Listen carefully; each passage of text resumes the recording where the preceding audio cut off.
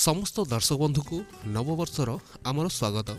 एही नववर्षटी आपनक जीवन में सुख समृद्धि आणु एवं महाप्रभु आपनक परिवार को सुख समृद्धि रे भरी दियंतु। यह ओडिशा टेक मित्र यूट्यूब चैनल परिवार तरफ आपनको एवं आपनक परिवार को नववर्षर हार्दिक अभिनंदन जनाउछि।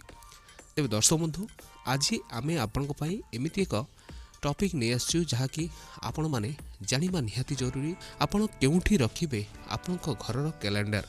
जदि आपण याको भूल दिगर रखुचंती ताहले आपनक ऊपर कोन प्रभाव पड़ुची। नवा वर्ष आसीबा परे समस्ते एई कथा को ध्यान दियंती नहीं, जहा फल रे अनेक असुविधा वर्ष सारा घटिताए। तो आज आसंतु से विषय में चर्चा करिबा। आपण जानिछंती कि आपनक घर कांथरे लागिथिबा एक साधारण जिनिस जहाकू आपण प्रतिदिन देखुचंती जे आपणकर भाग्यर गतिपथ को सी नियंत्रण करुच्ची।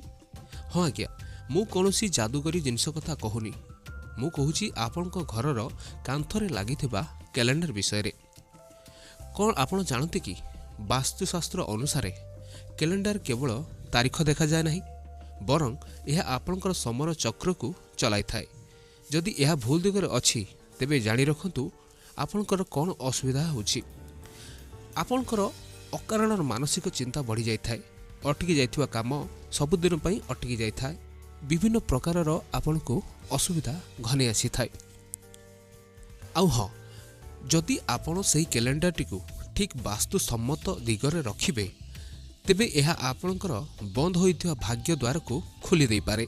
आजिर एई भिडियो रे आमे जानिबा केउ दिगरे कैलेंडर रखिले टंका पैसार अभाव रहिबो नाही, केउठी भूल रे कैलेंडर रखिले आपनकर अशांति घटिबो। आउ सबुठु गुरुत्वपूर्ण हैला एमिति एक भूल जहा 90% लोक अजाणरे करुछंती एवं निज घर को अशांति डाकी आणुछंती। तेबे वीडियो को शेष पर्यंत निहाती देखंतु, कारण शेष रे मु एमिति एक स्पेशल टिप्स देबी जहा 2026 मसिया रे आपनकर उन्नतिर सब बाधा को दूर कर दबो। चलंतु जानिबा कोन कहे वास्तुशास्त्र। देखंतु दर्शक बंधु, वास्तुशास्त्र अनुसार कैलेंडर को सबुबले दक्षिण किंबा पूर्व कांथरे लगाइबा उचित। या द्वारा घरे सकारात्मक शक्ति बढ़िबा सह खुशीर वातावरण आसीताए। तेणु आपण माने जेतेबेले भी नुआ वर्ष रे नुआ कैलेंडर आणुचंती ताहाको सर्वदा दक्षिण किंबा पूर्व कांथरे लगाइबा उचित। जदि आपण टेबुल कैलेंडर व्यवहार करूछंती तेबे एहाको पढ़ा टेबुलर सम्मुखरे किंबा डाइनिंग टेबुल पूर्व भागरे रखंतु। यह एकाग्रता और समृद्धि आनी थाए। घर पर सुवर्ण कलर अर्थात गोल्डन कलर किंबा धूसर कलर जेमती कि ग्रे कलर कैलेंडर सबुठारु शुभ माना जाए। यह सुख समृद्धिर प्रतीक होता है। देखो दर्शक बंधु, उत्तर दिगरे जदि आप कैलेंडर रखुचंती तो सेठारे एक गोटे चित्र रखतु जहाँकि नदीर प्रवाहित नदीर चित्र थिबो किंबा आमर विवाहर फोटो सेटारे रखिले चलिबो। आपणकर प्रवेश द्वार रे भूल भी कैलेंडर को घरर मुख्य प्रवेश द्वार झरका किंबा कबाट उपरे रखंतु नहीं। यह चित्रगुप्तक सह जड़ित होइतुआरु एठारे रखिया द्वारा अशुभ फल मिली थाए।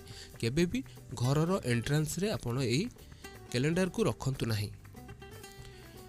केबे भी हिंस्र जंतु पशु किंबा दुखी लोकक चेहरा किंबा फोटा कैलेंडर घर रे टांगंतु नहीं। यह सीधा सड़क मन और भाग्य उपरे नकारात्मक प्रभाव पकाई थाए। कला रंगर कैलेंडर वास्तुशास्त्र अनुजाई बहुत अशुभ होता है। कला रंगर कैलेंडर केबे भी घर को आणंतु नहीं। देखिथे उड़िया कैलेंडर बहुत सारा black and white Madhya calendar देखिया को मिलता है, किंतु ताहा वास्तुशास्त्र अनुसार अशुभ माना जाए। मास शेष हेबा मात्रे पृष्ठा उलटेबा निहाती जरूरी। समय सह न चलिले समय आपणक पई अटक जाए थाए। किछि मात्रा देखा जायछि जे लोक माने मास सरी गलानी 2 दिन 4 दिन 5 दिन मन नहीं कैलेंडर उलटाइबा पई, किंतु यह बहुत अशुभ मना जाए। तेणु जेबे भी मास एंड होउछि बा सरी जाउछि तुरंत ते कैलेंडर पृष्ठा को चेंज कर दियंतु।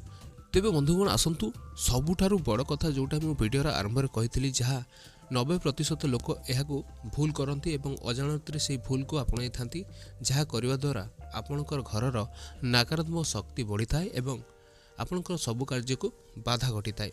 अनेक लोक पुराना कैलेंडर उपरे नुआ कैलेंडर टांगी दियंती किंबा मास सरी जाइथिले भी पृष्ठा को उलटाइबा को भूली जाती, କିନ୍ତୁ ଶାସ୍ତ୍ର କହେ ଏହାଦ୍ୱାରା ଆପଣଙ୍କର ଉନ୍ନତିର ସମୟ ଅଟକିଯାଏ। ପୁରୁଣା କ୍ୟାଲେଣ୍ଡର ଘରେ ରଖିବା ମାନେ ନକାରାତ୍ମକ ଶକ୍ତିକୁ ନିମନ୍ତ୍ରଣ କରିବା। ତେଣୁ ଆଜି ହିଁ ନିଜର ଘରର କାନ୍ଥରେ ଦେଖନ୍ତୁ, ଯଦି କୌଣସି ପୁରୁଣା କ୍ୟାଲେଣ୍ଡର ବା କଳା ରଙ୍ଗର କ୍ୟାଲେଣ୍ଡର ଅଛି ତାହାକୁ ତୁରନ୍ତ ବାହାର କରିଦିଅନ୍ତୁ। ମନେ ରଖନ୍ତୁ, ଏକ ଛୋଟ ପରିବର୍ତ୍ତନ ଆପଣଙ୍କ ଜୀବନରେ ବଡ଼ ସଫଳତା ଆଣିଥାଏ। ଆଶା କରୁଛି ଏହି ବାସ୍ତୁ ଟିପ୍ସଟି ଆପଣଙ୍କର ଲାଭଦାୟକ ହୋଇଥିବ। ଯଦି ଭିଡ଼ିଓଟି ଭଲ ଲାଗିଲା ତେବେ ଏହାକୁ ଗୋଟିଏ ଲାଇକ୍ ନିଶ୍ଚୟ କରନ୍ତୁ, କାରଣ ଆପଣଙ୍କର ଗୋଟିଏ ଲାଇକ୍ ଆମକୁ ନୂଆ ତଥ୍ୟ ଆଣିବାକୁ ପ୍ରେରଣା ଦିଏ।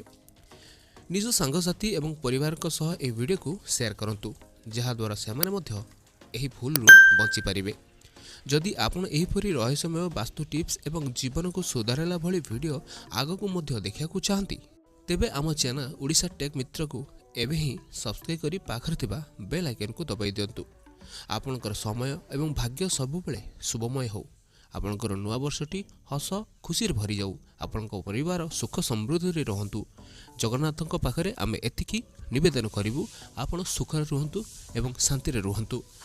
ରହିଲୁ, ଦେଖା ହେବ ଆଉ ଏକ ଫ୍ରେଶ୍ ଭିଡ଼ିଓରେ। ସେତେପର୍ଯ୍ୟନ୍ତ ଜୟ ଜଗନ୍ନାଥ।